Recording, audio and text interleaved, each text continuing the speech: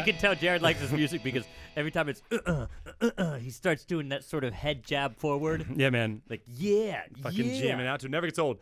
Hey, everybody. Hey, people. This is Jared Eyes. This is your podcast for July 13th, 2019. It's not just Jared Eyes, it's Michael Peger. This is only Jared Eyes. And this is Season 2, Episode 13.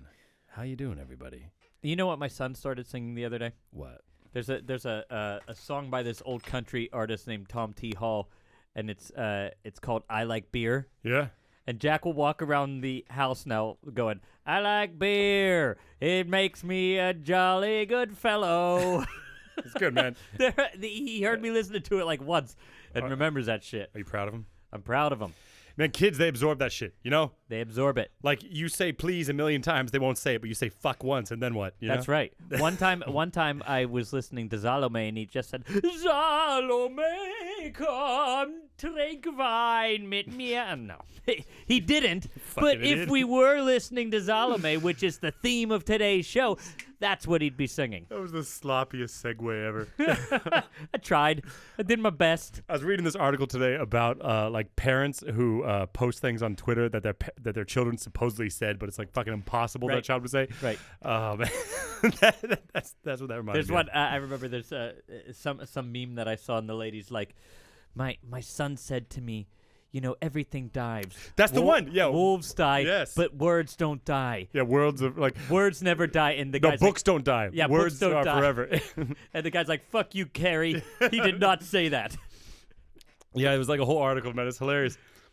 And then my 8-year-old son told her how bad vaccination is. All right. Losing that crowd all over again. So anyway, we're talking about Salome today.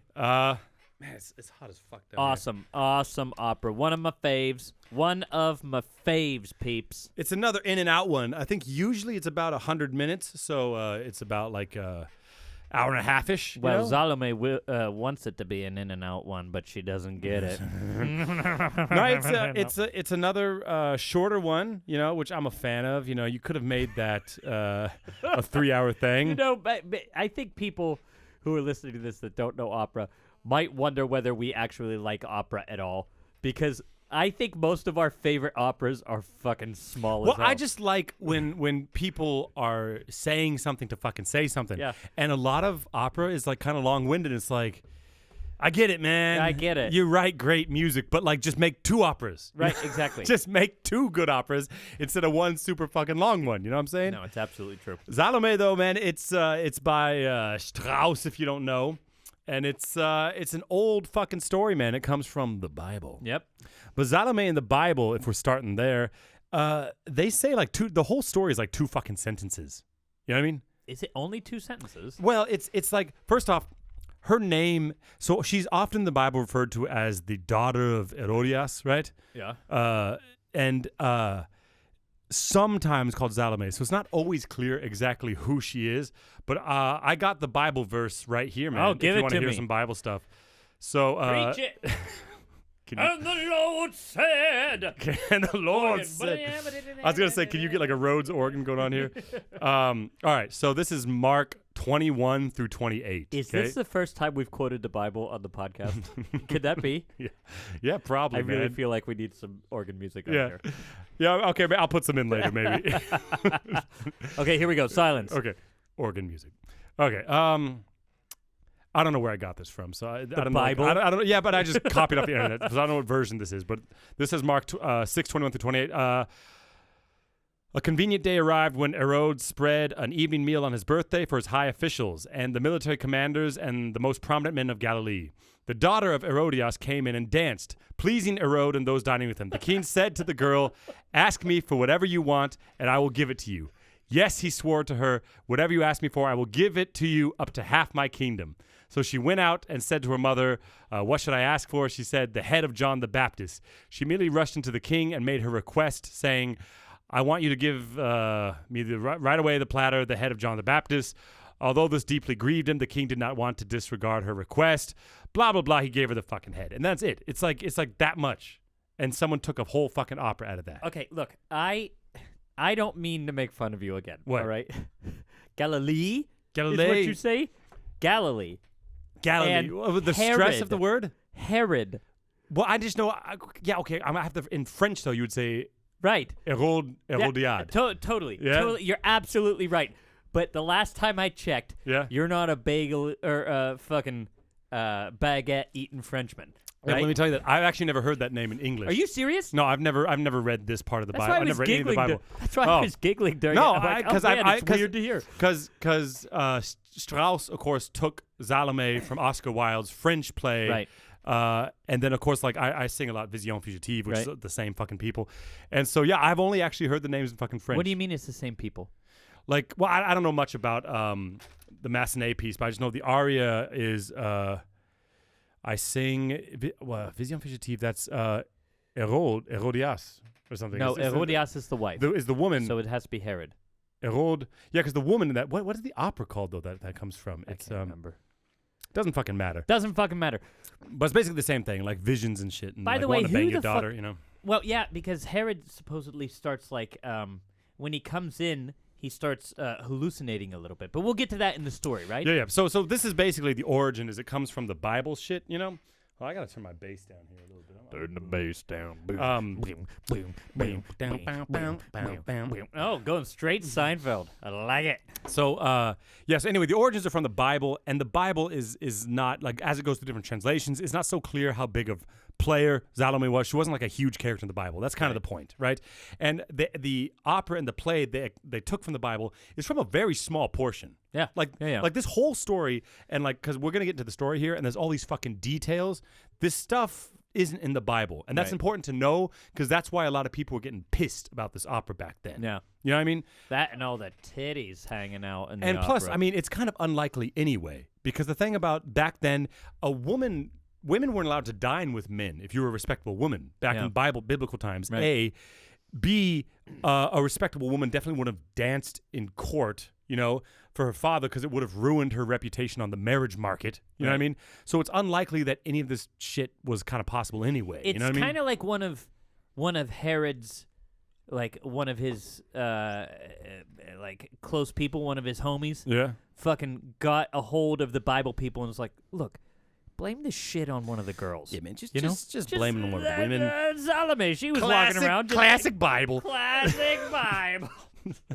So anyway, all right. Classic So peg. let's move forward. So then, by the way, I was doing research for this. Every single fucking person, like, okay, so you say his name how? Herod? Herod, yeah. And how do you say the woman in English then? Herodas? I don't know, Harry ass, yeah, something like that. Herodias? I don't remember. I don't remember what it is in the Bible. Okay, what I her don't know. name in the Bible is. I think it's the same. Then Herodias. Herodias. I don't know. Sounds a little erroneous. Oh God, I was trying to make the joke, but I couldn't fucking form it.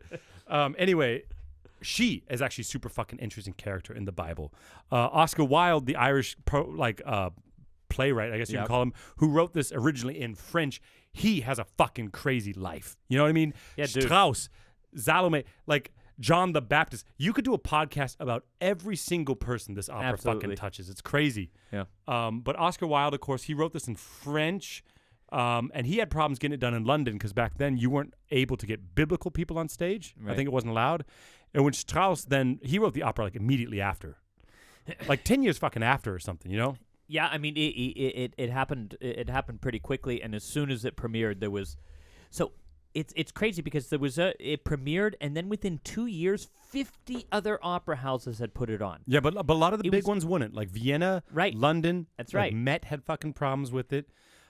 But the it Met was did big. it. Yeah, So the Met did it, and then all the sponsors were like, Fuck that shit." this stuff." Actually, I got new respect for a guy who I always thought was kind of a boring composer, Elgar, right? Yeah.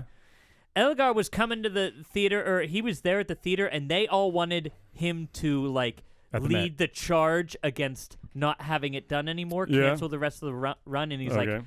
"I won't do that." Yeah. Strauss is a fucking genius, and this is good stuff. Well, it's And he also wouldn't do it. Good for him. not good for him. It's like so the Met had problems, but also Mahler was trying to get them to do it in Vienna, right? And it was the same thing. They were like, "Fucking no!" So they did it in like some smaller city, Graz or whatever, Graz, yeah. Graz.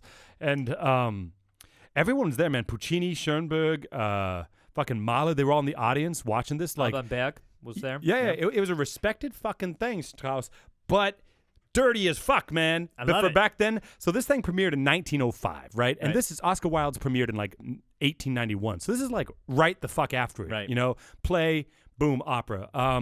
The librettist, he wrote a German version, and that's actually what Strauss saw. Right. Right. He saw the German version from this Hedwig Lachmann, right? The librettist. Yeah. And then that's the one he was like, fuck yeah. He later made a French version, Strauss did, but people don't give a fuck about that shit.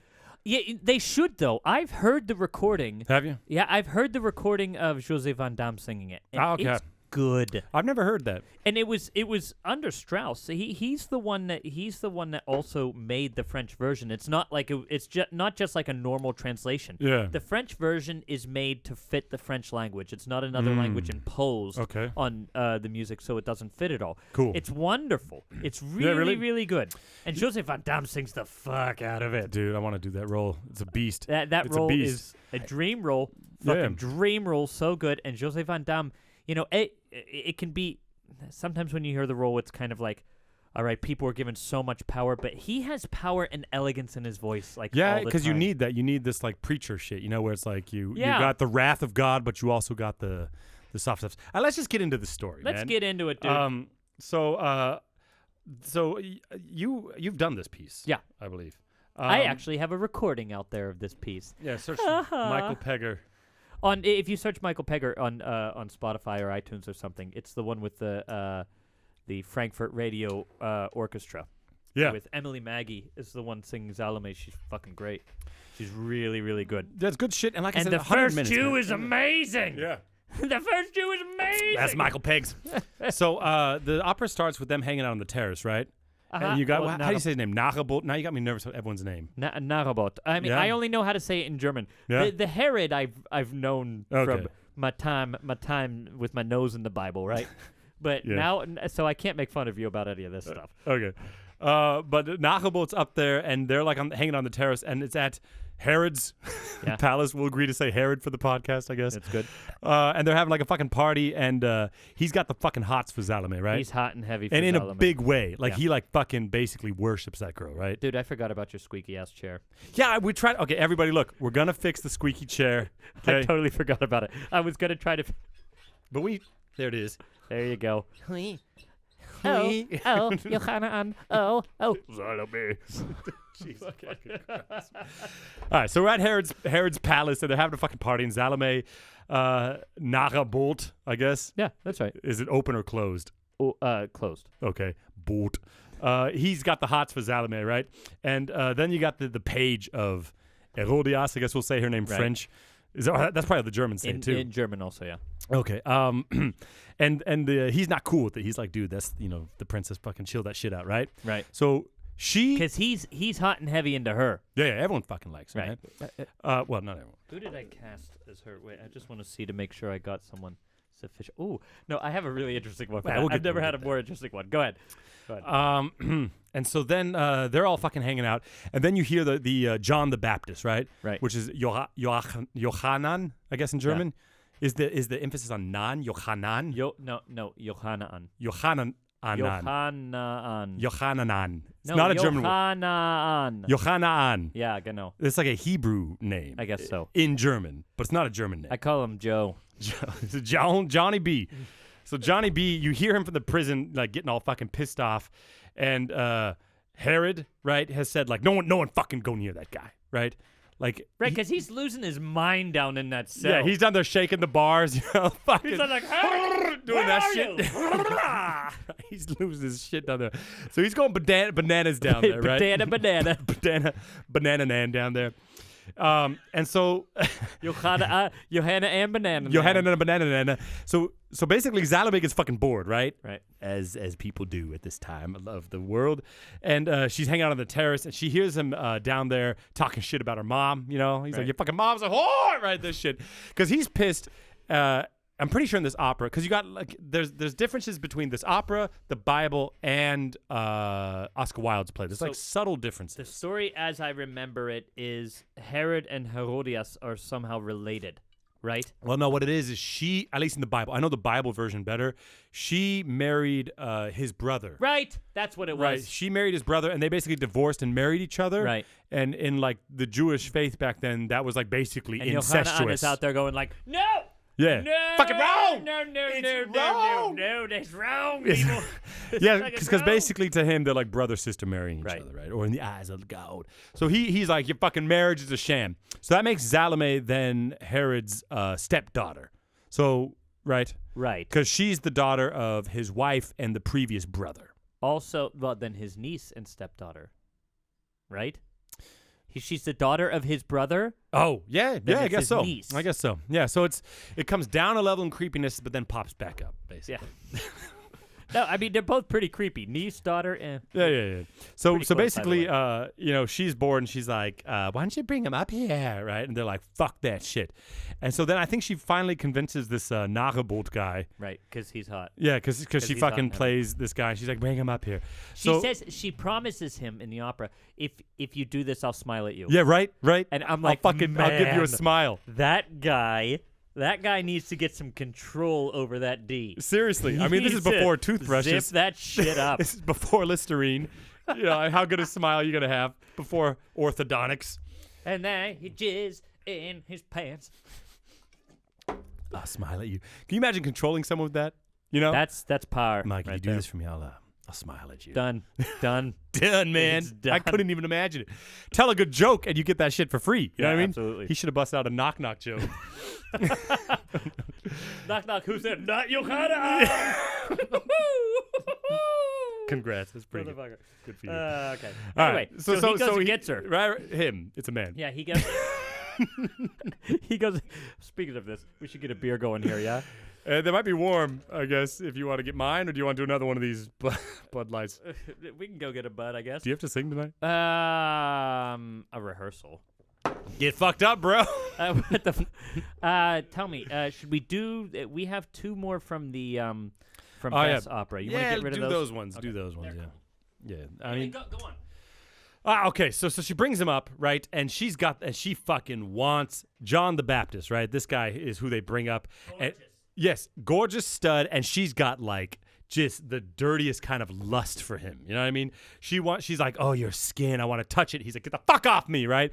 She's like, your fucking hair, let me touch it. Get the fuck off me, right? She wants to kiss him, please, right? And so Narabot can't fucking take this, right? I mean, this guy. All he wants is a smile, and his rocks are gonna pop off. You know what I'm saying? Again, I oftentimes have these thoughts, right? Yeah. There are these irrationally emotional characters in all kinds of operas. Yeah, sure. It's like, why do you care so much? If someone were to write like a backstory opera to Narabot and is it Ot or Ot? I forget now. I think it's Ot, Narabot. Yeah.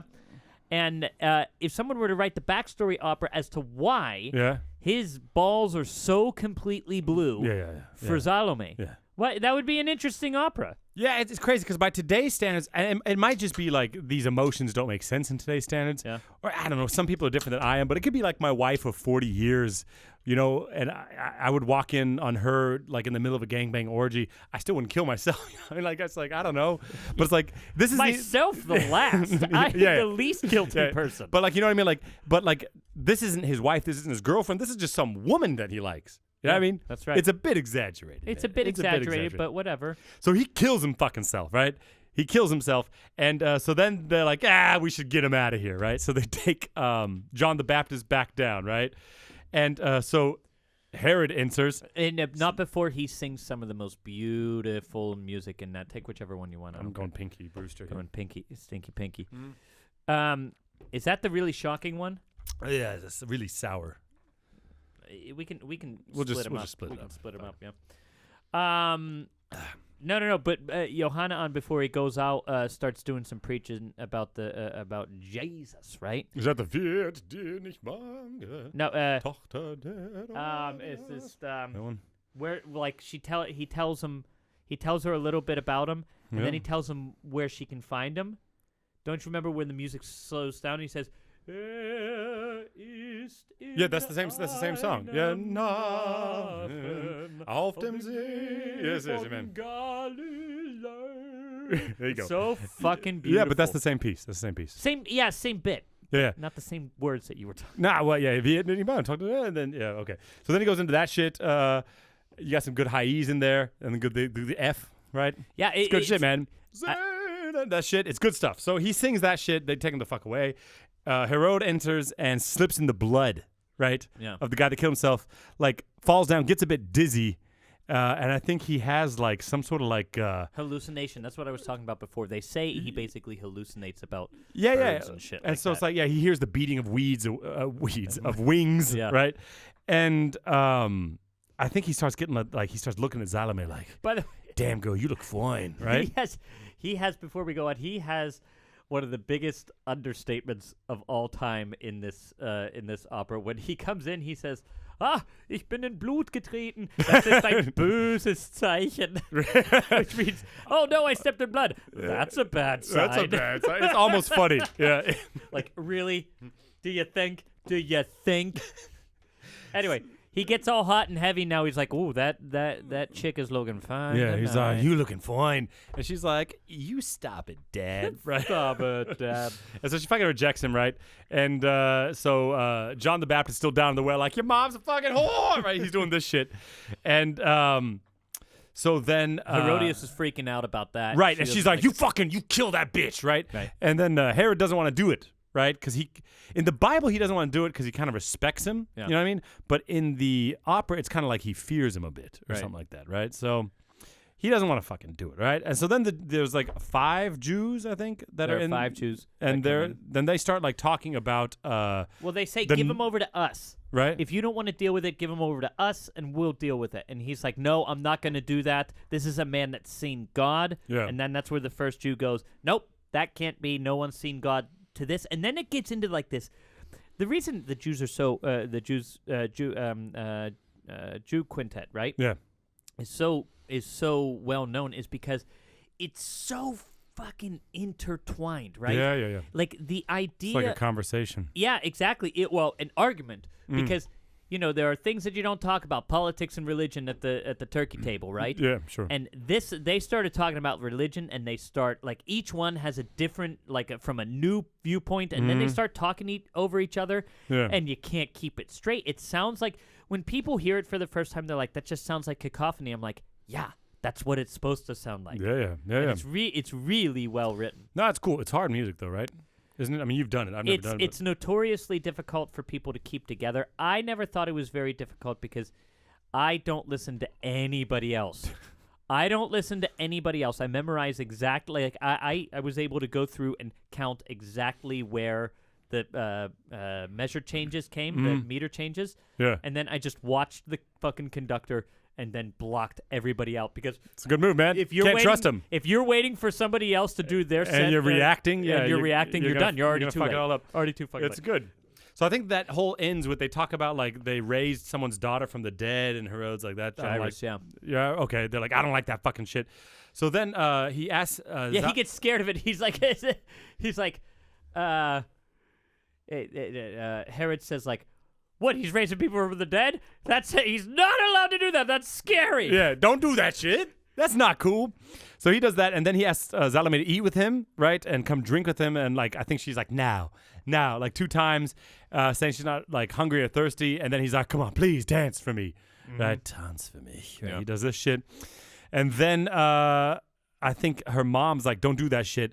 And then she's like, then he tells her, I'll give you whatever you fucking want. Right. You know, if you do it. Which in the Bible, he said, I'll give you whatever you want up to half my kingdom. I think he says it in the opera, too. Yeah, does he? Okay. Yeah, yeah, even if it were half my kingdom. Yeah, right. So he says that. So then she asks, and she's like, you really gonna do that shit? And he's like, fuck yeah. And so then she's like, all right. So then comes the dance of the 7 veils. By itself, just amazing music. If it didn't have any of the history of, like, people not like that being like the main point of controversy behind the whole thing, but the music itself is incredible. Yeah, so basically the dance of the 7 veils is she has 7 veils and she takes them off one by one, and at the end she's fucking naked, right? And most sopranos throughout history, especially when the shit was going on in the beginning, refused to fucking do that shit. Right. And so then they would just bring in a dancer that kind of represented the soprano at that point, right? And these days, I still don't know if most people are doing it or not. I think because it's kind of like a dancer you could also do Yeah. No one has a problem with it because it's done so much. But I think there's some sopranos that are like, well, okay, two I'll things. fucking do it. Two you know? things. One, if there were a dance piece and then somebody wrote in that one of the dancers has to sing opera, they might bring in an opera singer to do the same thing. There should be no shame in the fact that an opera singer isn't able to dance really well enough to be convincing in that. That's totally true. That's Beside totally true. the naked thing. Yeah, right? I was thinking more about the nudity, but you're totally right. Oh, a lot of I mean, the nudity in and of itself isn't totally necessary, I think. Right? Yeah. It could be just that he wants to see her dance and he gets his rocks off on that, right? But actually, if it's still on YouTube, there's a production I think from the Royal Opera House with Catherine Malfitano and Bryn Terfel, and she does the dancing herself, which is incredible. Cool. She dances so well; it's sexy as hell. And then afterwards, I've danced on stage before. I am always out of breath. Yeah. And she goes on and sings and keeps singing the role, and I can't even understand how she did if you got the goods, man, put it out there, you know? If you got the money, honey, I got the time. What? Sorry. So sometimes she ends up naked right at his feet. And then she asks for the head of John the Baptist. In the Bible, she asks her mom, like, what should I do? And her mom's like... I think in the piece in Salome, it's also that she's behind it. Yeah, her mom's like, you give me the fucking head, right? Okay. I think so. I see. Cool. So then her dad's like, are you fucking serious? And she's like, yeah, man, that's what I fucking want. Yeah. Right? And he's like, well, no, anything else. Right, yeah, I think he offers her like jewels and shit. And the sacred veil of the temple and shit. And so she's like, nah, give me that head. Right. I want some head. No. Right? And so he like sends someone off and he comes with the head. And so then she's like, I fucking love, and we talked about this in the Halloween episode last year, I think, right? She's like, I fucking love you, man. And she starts like making out with this fucking dead head, right? Right. And so then Herod's like, fuck, man. And he orders to fucking kill her, right? And so then they fucking like smash her to death with their shields. I didn't know that. Yeah. That was new to me, that, because, of course, in opera nowadays, they don't necessarily do exactly what is written. Yeah. They kill her in all different kinds of ways. But the fact that it was originally that they come and smash they her just under their smash her to shields, death. Just smash, that is smash, brutal. smash. That is somehow really brutal. It's fucking gross, man. It's brutal as shit. But man, yeah, that's Salome, and like we said at the beginning, it got a rocky start because having Bible people on stage was kind of sketchy at the end of the 19th century, early 20th century. But also, showing a woman naked and then also like the making out with a dead head shit. Yeah. I mean, that freaked people the fuck out. You know, awesome. It's so and cool. so like you said, like at the Met, they were pulling. Sponsors pulled shit and it got canceled, actually. Right, it got canceled. They canceled it because of that. London, it was a real fight and they had to change a lot to make it happen. And Vienna, I think it took a long time till it was there. It's funny, the people, the one recurring theme when reading about this was the people who, like the musicians and the artists who wanted it to be done were always really upset about the changes that people demanded that be made to it. Mm-hmm. You know? The artists always knew how good of a piece this was. Yeah. They always knew. Well, even at the Met, they gave some fucking. I wrote it down here somewhere. They gave a weird fucking review. Hold on, let me look. They said at the Met, they said, basically, saying like the mixed reviews were summarized that musicians were impressed by the power display of the composer, but the story is repugnant to Anglo-Saxon minds. Anglo-Saxon minds, which give is me a fucked up. That's like super fucking racist. I'm pretty sure. Well, it's at least ethnocentric, right? Yeah, but it's basically what you're saying. It's like everyone's like. No argument the music's good, but then people freaked out with the fucking story. You know what I mean? I don't know. I mean, I really don't understand that stuff. It's Anglo-Saxon. What the fuck do you mean? It's in the Bible. It's in the fucking Bible. Yeah, Why do you have a problem with that? Yeah, well, I mean, but also her making out with the head's not in the Bible. So? Yeah. I mean, I feel like that's probably where people were like, but also she gets killed over that. So, like, how mad can you be? Okay. You know? Yeah, okay, yeah. She gets what's coming to her. Her comeuppance? Comeuppance. That's what I was looking for. God damn it. I wanted to say it, and I couldn't think of it. Fucking comeuppance. And it's funny because how can people have such huge sticks up their ass? I don't I really don't get it. Don't go. I know, like, the thing that I always heard was, what, you don't like gay marriage? Don't get gay married, right? You don't like Salome kissing a Then head? walk don't out. go fucking see it. Like just walk out of the fucking Let other theater, people man. see it, you know? Yeah, it's the most perfect sort of logic that you can possibly have. And you know what's crazy is, like, by today's standards, in a Hollywood movie, if someone did that, you would be so mildly affected. You know what I mean? Like, if someone picked up a dead head and kissed it, you'd be like, ugh. Right. But, like, you'd immediately fucking forget about it. You know what I mean? Like, they have movies like Saw and shit where people are just getting fucking skinned alive, you know? And, like, the disgusting shit that we see now, we're so far beyond some woman kissing a dead head that's fucking tame, you know? But back then, that was fucking wild, I guess. Oscar Wilde. Speaking of Oscar Wilde, so, I was thinking about Salome. I was like, how the fuck, like, you know, that's a fucking wild thing to write about, you know? Like, you got to be kind of, I don't know. You got to be able to go to those dark places to write that shit. Right. And so I was like researching him a bit, and it was like, oh, when this premiered, he was in prison, right? Did you know that? What? I'm about to blow your fucking mind, bro. You want the for long being version gay- of the for short being version? gay? No, dude. So he at his peak was making a shit ton of fucking money, like 100 pounds a week, which by today's money is like 8,000, right? Fucking euros a week. Dude was making bank, and he met somebody. He had like a secret lover, right? Because I think he at one point was married, right? This is the Irish poet we're talking about. And he was at one point, I think, married. But anyway, he met like Lord Alfred, I think, was the name of his lover, right? And so him and some other guy, they got into basically like a gay prostitution ring, right? But he developed a taste for the boys, right? And so Oscar Wilde was like having sex with like 12-year-old boys and shit, right? No, it was fucked up what he was doing. Sorry to ruin him for you. And so he had like a quarrel with his lover's father. Like they were like yelling at each other in public, and their dispute was becoming very public.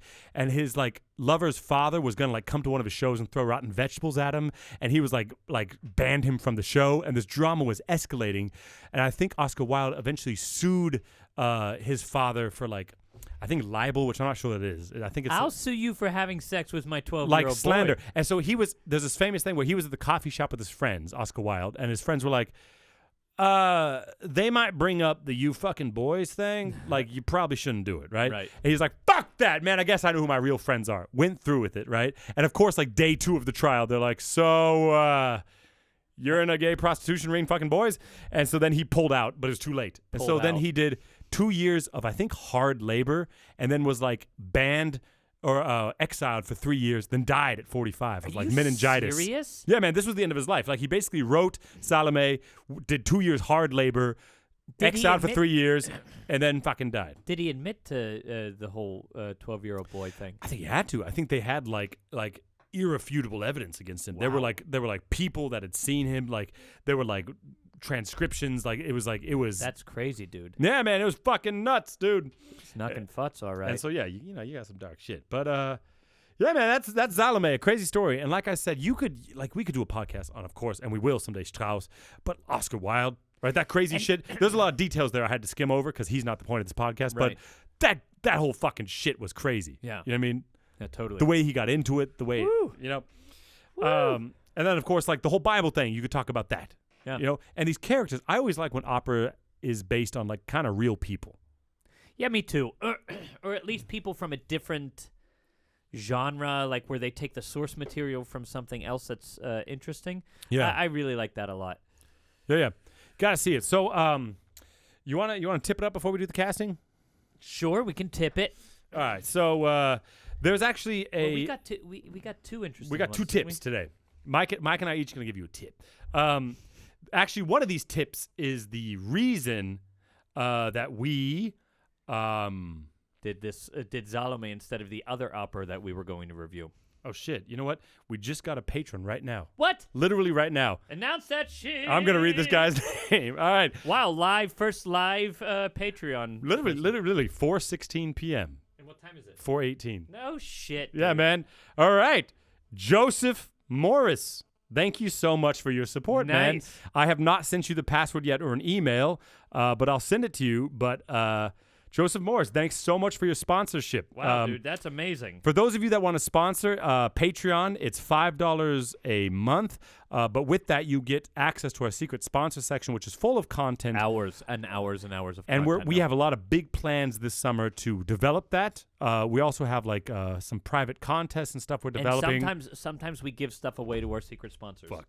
Just ignore that. Spilling beer like fucking crazy. Sometimes we give stuff away to our secret sponsors. Why? Because we fucking love them. Yeah, we just had a giveaway. But also, beyond all that, keep going. So beyond all that, you're helping the podcast because, we have our studio for rent, and we have, of course, the Adobe Creative Cloud and all this other expenses of hosting the podcast and stuff. But there's other things that pop up, like, for instance, it's wet as shit down here because there's a heat wave in Germany. And so now we got to buy a dehumidifier. Otherwise, all our shit's going to break. You know what I mean? So Joseph Morris, it's people like you that honestly make this possible, because if Mike and I had to do this by ourselves at this point, it fucking couldn't do it. I know I've said it a million times, but it is crazy. Anytime you do something, anytime you want to do an endeavor, it's crazy how quickly the costs of shit build up. I think it's why a lot of people, because we had Maze on. I don't know if he said it on the podcast or if it was when we were drinking with him later, but he had a podcast once, and he said it just got to a point where it was just too much fucking time and money. Yep. And it's true if you want to keep developing it. So anyway, we want to keep going forever, people. Yeah, forever, man. So Joseph Morris, thank you. All right, so now we're going to tip it up. Hold on. Tip it up. You be Johanna and I'll be Salome. Over now? Yeah. The dick of God! Give me one kiss. Just one kiss of God. What the fuck? Oh, no. Oh, no. Oh, no. Oh, the rib. Rib injury. Oh, fuck. The dick of God. It's why improv's funny, man. Why did you go with that? Jesus, man. The dick of God. Your deepest, darkest shit just comes out, when you improv. There's no filter, nothing. Jesus. It's dangerous, dude. Okay. You're screwed. You're screwed. I don't give a fuck. What is wrong with your rib? What are they gonna take away from me? Okay, so we had somebody write in, and they didn't exactly say we can share this on the air, so I'm going to try to keep it a bit ambiguous. Oh, come on. I'm not going to say a name, but don't say a name. So look, man, you wrote us. Thanks so much for checking out our secret sponsor stuff. So you had taken your wife to see Parsifal, right? And it wasn't the best choice. Probably not. I think we had talked about it on the podcast, or maybe it was a secret sponsor thing, but we brought that up. And so she had some. He wrote, so she had some walls up when it comes to opera now because of that. And he said, so then he managed to get her to see Salome, right? This summer, and he said, emphasizing it's maybe 1/3 of the length of Parsifal, right, and considerably more action as opposed to whatever metaphysical rehashing of things go on in Parsifal, right? Okay. So some good stuff there. It's a shorter opera, good. He says overall it was a great production, but some moments you might find amusing, which left the wife rolling her eyes. First, Salome shows her tits to John the Baptist, right? Mm-hmm. I guess that was supposed to substantiate how vulnerable she makes herself to him, which could otherwise seem like a bit of a leap. Then with her tits out, he's like slapping her and shit, right? Uh-huh. So kind of intense. He says, in general, I guess tits are nice supplies, but I wouldn't have missed them. At that point, why don't you miss them? You got them. You better miss them. Well, yeah, but at that point in the opera, it's usually pretty titless, I think. Usually, but we'll talk about it. Okay. And so he said the other amusing moment, which was probably supposed to be humorous but still struck me as questionable, was that the dance of the seven veils was not a dance at all. Salome just submits to sex with Herod, and he thrusts rhythmically to the music. Right? And then he writes more, and he asks, yeah, dude, I was in South Carolina, but that was for my artist diploma. I'm not from there. Where was this again? Should I say? No, where was the opera? This was part of the Spoleto Festival in Charleston. Okay. He says, all that said, I'll mention again, it was a great opera. And I think most important for me, I think it helped show my wife that not all opera is as esoteric as Parsifal. Some legit LOL moments. Good. Thank you. Thanks for writing, man. You provoked us to do this whole fucking podcast because you wrote that. So thanks for writing us in. So by the way, I think tits never more justifiably shown. She wants them. She wants them bad. Yeah. Okay. And she's never Narobot is kind of the proof that she's never had to work. Yeah, he's the guy that fucking loves her and kills himself. Everybody wants her so bad, and finally she's meeting this Johanna, and he doesn't want her, and she's like, okay, I'm pulling out the big guns. You know what I'm saying? Right? Yeah. And it doesn't work. Yeah. So okay, I get it. I get it. I don't think it's even a metaphor for anything. I just think it's them saying, all right, how badly does she want him? We all know she wants him really badly, but how far is she willing to go? And that's how far she's willing to go. I like it a lot. Yeah, the more we talk about it, I guess it's like, because back then, man, I mean, like, you never saw boobies. You know, now you can Google image search boobies, and there's all the boobies in the world. But back then, all kinds of different boobies. All kinds of boobies, right? And back then, you know, if you did that, that was like the fucking move. You know what I mean? That was a big fucking deal. Yeah. And to do that to John the Baptist, and then back then he would probably react like that. You know what I mean? Probably hit her, yeah. Yeah, that's how shit was going on. So actually, he already thought they were all a bunch of heathens. Yeah, so it's kind of, I guess you're right. It's kind of a real moment. I don't even think it's metaphoric. I just think that she wants him, and it's maybe even a blow to her ego that she can't get him just based on her looks. So, fine. You don't want me now. You're going to want me here. Boom. So you're pro tits. You're pro tits. So, but what? I'm pro tits. I think you can safely say that. So then, what about the Herod having sex there instead of her dancing the seven veils? So it's not rhythmically thrusting. Of course, it's still a dance then. Oh, I see. It's still a dance. How? I mean, I think my my rhythmic thrusting is more of a hoedown than it is like a complicated ballet dance or something like that. Or maybe like, you know, what do they say, the white guy overbite? That's where you kind of you bite the upper lip. Oh yeah. Right? You know what I mean, right? Yeah. That's I think that's mostly me. But if less artistic. Less artistic. But I get. Look, all it is. So what he really wants is the sex, and he can get a dance. So he gets a dance. All they're doing is giving him what he really wants. You know, all that matters is that he wants something. She gives it to him for the head of John the Baptist. That is real. There's an. But it becomes an esoteric moment, right? Because it's like it's not real anymore. No, but it's still reflecting exactly what he wants. And while he was dancing, while she was dancing, what the fuck do you think he was doing? He was sitting there imagining getting her from behind. You know? Yeah. Okay. I see. That's exactly. I mean, no, I agree with that because sometimes I hate when people like they show something and how to put it into words, and it's like there's implications. And they're not afraid to show the implication, but they're afraid to say what it is. I'm not. You know what I mean? The implication's that he wants to do it, but they would be afraid to show it. But if you're going to imply it, then you might as well fucking show it. You know what I mean? Well, here's what I think. I think that neither of these things was particularly gratuitous. Yeah. I feel like both of them make pretty much sense. You can either say, dance for me. Yeah. And you change it to have sex with me, okay, and I'll give you the whatever you want. Fine. If you want to change that, that doesn't bother me that much. And as a matter of fact, up next is after in next year, the rights to Strauss pieces become free, public domain. You can do what you want with the stuff. Oh, right? Shit, dog. Right now you can't do that. Okay. You have to still get permission from the estate. Okay. But next year, I mean, it seems like that's shit. Damn, there's gonna be tons of Strauss. Right. Okay. That is if you want to change the text or the music. So they probably didn't change the text at all. Yeah. Yep. Right. But I can imagine changing the text if you change it to Salome fuck me instead of Salome dance for me. You know? Why not?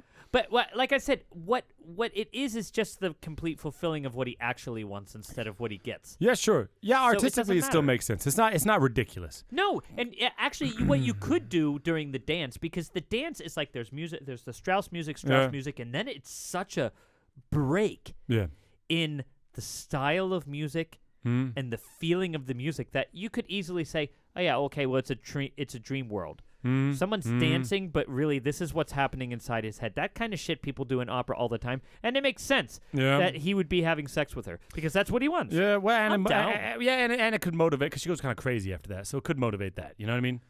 I guess. I mean, the question I would have is, in their production, did he really have sex with her, or is this just a representation of thinking? like what he's saying? Yeah, you have to ask the director that, I guess. But with that all said, maybe not the best second opera to show somebody. That's the other thing I was going to say. Yeah, go light, you know? Well, I mean, Wagner than Salome is pretty tough shit. This is drama. This is drama. It's one of the best drama pieces out there. But the music isn't 100% accessible. Right. Because it's really, really artistic music. It's really, really high art. You know? And because of that, there are very advanced harmonies. You know, the harmonic rhythm sometimes is so fucking fast, you know? You know what I might do is after our podcast we did last week with Beatrice, right? Yeah.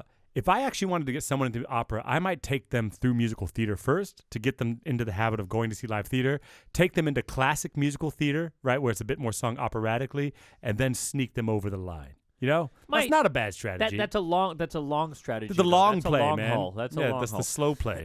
That's how I do. But I mean, a lot of people are intrigued by opera anyway when they hear a particular aria. An aria CD list, like a top 20 aria like songs Puccini of for all dinner. time. Yeah, Puccini for dinner. That kind of stuff gets people into opera. Everybody knows Nessun Dorma, right? At the beginning of Act 3 of Turandot, everybody is just, oh my God, they're so excited when it comes, right? Yeah. They're so excited because everybody knows it. Yeah, you show them the hit pieces, and then take them to an opera that has a bunch of hit pieces. You know? That's a good way. I think that's a really, really good way to get people into it. Salome, hey, look, I applaud you for taking her to Salome, though, because Salome has a lot to offer, especially titties. No, it has a lot to offer. It just necrophilia, apparently. Yeah. I don't know if kissing decapitated head is considered necrophilia. Yeah, then it's perfectly normal. It's not You're right. sex. Yeah. Okay. Yeah. All right. So we got one more. Yeah. Okay. So by the way, so this one I like, right? This is called Rough Sex in the Singing Voice. Right. Okay. Whoa. Finally, we're getting some beef. Okay. Nice. The fucking beef stroganoff. Right. What? Somebody wrote this in. The beef stroganoff. Oh. Yeah, this is through our Squarespace. This is through our website, right? So you go to sexdrugsandopera.com, contact. It's anonymous. I got no idea who the fuck this is. Nice. You're perfectly protected, whoever the fuck you are. Write in your fucking freaky shit. All right. I love it. Okay? I cannot wait for this. How did I not see that this came in? Rough sex in the singing voice. I like pretty rough sex, and the last opera singer I slept with got mad at me for consensually choking him because it interfered with his singing voice. I get choked all the time, and I don't think it impacts my singing whatsoever. So do y'all have any thoughts on the matter? So he or she, I don't know who wrote this. Thank you for writing this. Thank you 1,000 times for writing Can you guys please write us some more rough sex stuff? So consensual, first off, is the first thing. Yeah, so I slept with, I like rough sex. The last opera singer I slept with got mad at me for consensually choking him because it interfered with his singing voice. I get choked all the time, and I don't think it impacts my singing whatsoever. What are your thoughts? I got thoughts. You got thoughts, Mike? I got some thoughts. I got a couple of thoughts. You want to go first? Fucking hell. Let me digest this for a second. Yeah, I mean, if it's not affecting you, that's fine. That's good. Good for you. More power to you. Let somebody choke you till you find that grenze, that limit. Border, that limit. Right? You go for it. There's a lot to unpack here, right? So the first thing is okay. Mike and I have said on the show a million times, I have to get this out of the way first. We've said a million times that if it doesn't affect your voice, right, then you can do it, right? So like some people can smoke cigarettes, it doesn't affect their voice. What the fuck ever. Some people, they fucking smell spicy food, they can't sing for 2 weeks. That's fine. The tag I'll put on that is some shit's cumulative, right? So there's some shit that you think is not affecting your voice for 5-6 years, right? I smoke and it's fucking fine. Then after 7 years, you get older, your body doesn't regenerate like it used to, and now it's a fucking problem. So to all you young singers out there, I have to put the disclaimer on that if you are doing shit to your voice, it might not be a problem now, but it could cumulatively be a problem in the future. Now, choking, right? There's a few reasons to choke somebody, okay? And there's a few things you want to get. So are you trying to block air from going into the lungs, or are you trying to block blood from going to the brain? And are you choking someone because you just want fucking power, right, in sex? if you're trying to do the power thing, then maybe just fucking pin somebody down or some shit. But now here's the thing: choking the windpipe, blocking air to the lungs, is probably gonna fuck your shit up. You put your palm on someone's fucking larynx and you squeeze, you're gonna fuck shit up. Yeah, okay? you got to be careful with Now, that stuff. Definitely. choking during sex is actually more about blocking blood from going to the brain, and that's actually different. If you feel your jawline, Mike, you feel where your jaw rounds off here. Yeah. Right under there, if you put your thumb and your middle finger, there's a major blood vessel that takes blood to your brain. Right? Oh, you know what you're talking about, Dude. Just squeeze that shit, Mike. Right now, your thumb. Your middle finger, right where your jaw rounds. I gotcha. And you know. squeeze. Yeah. And you can still talk and you can still breathe, but you're going to start getting lightheaded. Right. And when people are choking for pleasure, that's what they're doing. Oh, okay? are you saying that's I'm saying what your they technique's should be probably doing? fucked. Yeah. You're probably just grabbing throats and fucking squeezing. Yeah. And actually, it's like stage, right? When you grab someone's wrist on stage, you don't grab their wrist. You take your thumb and your middle finger, you go around their wrist, and then you can squeeze. I and your sometimes arms grab wrists. Yeah, but I get yelled at all the time for that shit. I know, totally. But totally. I go around the wrist, and then I meet my thumb and my middle finger, and then I can squeeze, and then you get like flexing, so it looks Yeah. like you're grabbing hard, Right. but there's no pressure on the wrist. Right. And this is the same way with choking. Get him right under the jaw, on the sides, right, where those blood vessels are. Give him the lightheadedness. Stay off the windpipe. Let him fucking breathe. I don't know if I can add Right? to that. I mean, if it doesn't hurt you, go for it. I mean, like, be careful. But if you want somebody to choke you for real, like fucking choke you, like grabbing your esophagus, Yeah. then you fucking do it. Well, that's the thing, too. Because And- you are a free Yeah, fucking person. And you can do what you want with your voice, and one, it might not affect you like it affects other people, and two, it might be more important to you than having a perfect singing voice, and three, think about your fucking choking technique. Right? I understand though the whole thing about there's autoerotic asphyxiation. You know? Yeah, sure. Where people will very, very sadly, lots of kids, whenever if they get hooked on it, die of it because Yeah. what they'll do is they'll get in a closet or something and Put a belt sort around of- their neck. Yeah, exactly, and then masturbate and lean do on it. that. Yeah. And then they'll pass out, and then they'll just choke. Then they'll just hang themselves Yeah. accidentally. You know? Look, all this like kinky be sex, safe, all this people. kinky sex shit. You know, don't be shy. Like, get into it. But there's forums. Okay, we live in a fucking internet age where there is a Reddit forum about fucking any type of bondage, whipping, sex you want to do. Look it up. There's a Educate bigger thing. yourself, There's a you know? bigger thing than that, though, right? What? And this is a non-negotiable thing. It's just one of those things in life. He doesn't like it. Don't ever do it again. They said Punk. consensual, and he's worried about the voice. What are your thoughts on the matter? Choking's ambiguous. You know, like what I'm saying is like sometimes someone says something to you and they're communicating, "Don't fucking choke me; it ruins my voice." That's not always the end of the conversation. Well, right. If it's really important to you in the relationship, or whatever, and that's how you fucking need to have sex, then maybe you talk about, is there a different way to do it that works for both of us? Yeah, you find maybe. a compromise. Or you know? or maybe he's like, not always yeah, black and white. Maybe since she's into it, he's like, Or yeah, he. I'll try it out. Yeah. And then he didn't like it, or she. I don't know. Yeah. So maybe that's into it. Maybe that was it. Like, all right, I'll try it out, and like, oh no, I don't fucking like that. Okay, good. People need to test shit to figure out what it is. Sure. Yeah, I mean, there's people. It's not just about choking during sex, man. There's people I do shit that's perfectly normal for me, and they're like, I can't drink a beer before a fucking rehearsal. Yeah. You know what I mean? Yeah. And that's fucking them. That's not you. All right, so do some choking research. Find some different techniques. You know, there's not just one way to fucking choke someone. I you know? love the email though, people. Yeah, send us Seriously? that freaky shit. All right, I'm tired of this boring shit. All right, you ready to do some casting? Yep, let's You feel do like it. losing here real quick? Beep, beep, beep.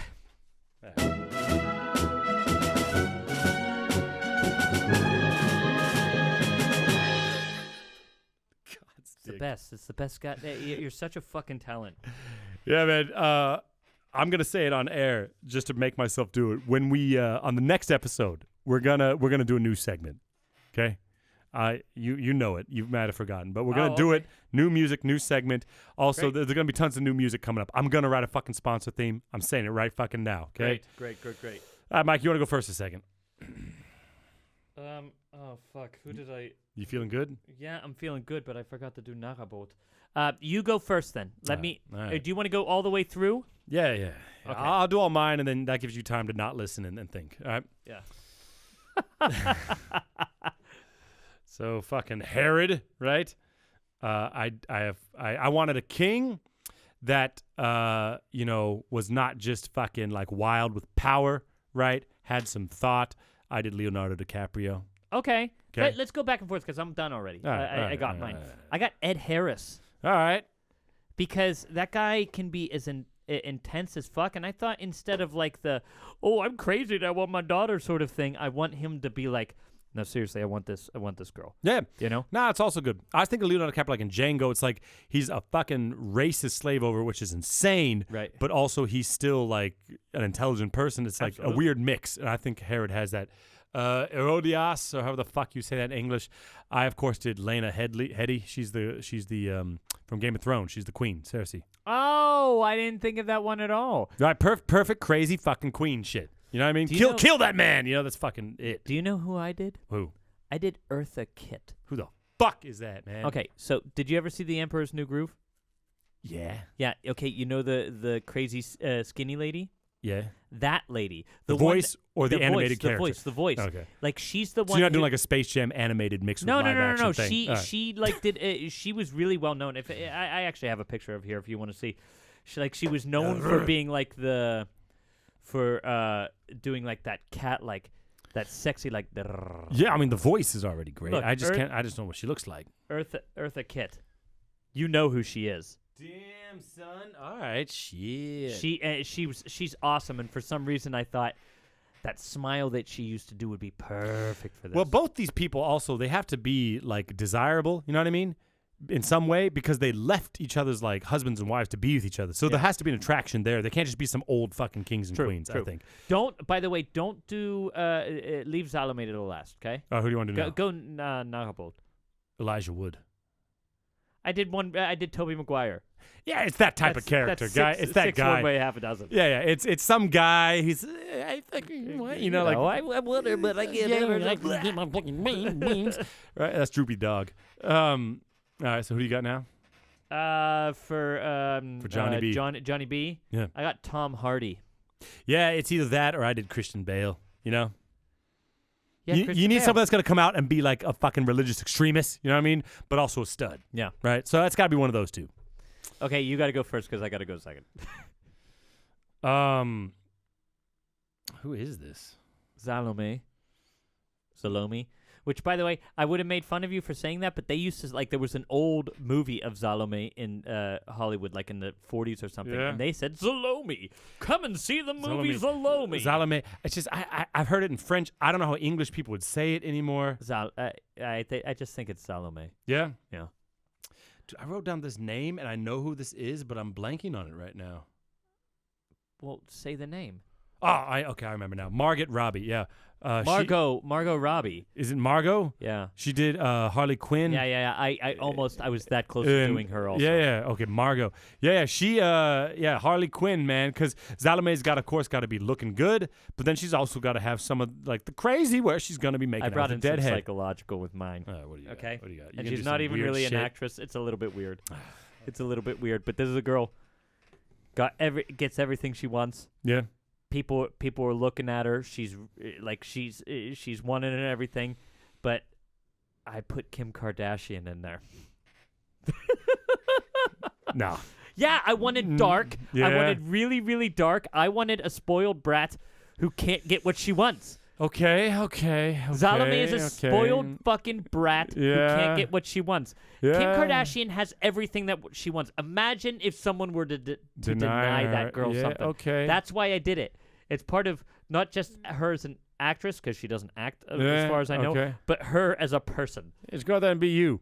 That's pretty good, man. I gotta say, it wasn't you terrible. make some good arguments today. Now, wait a minute. We got to talk about one more thing. All right, what? The Jews. We had a conversation about casting the Jews. Yeah.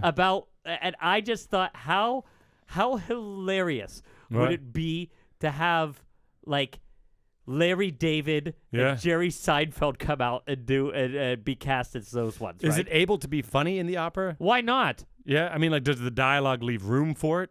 Well, so the thing that got me laughing in my car more than anything was like, I was doing what's the deal with peanuts? But I was like, in Wahrheit weiß niemand, ob in der Tat Gott gesehen hat. Yeah. You know?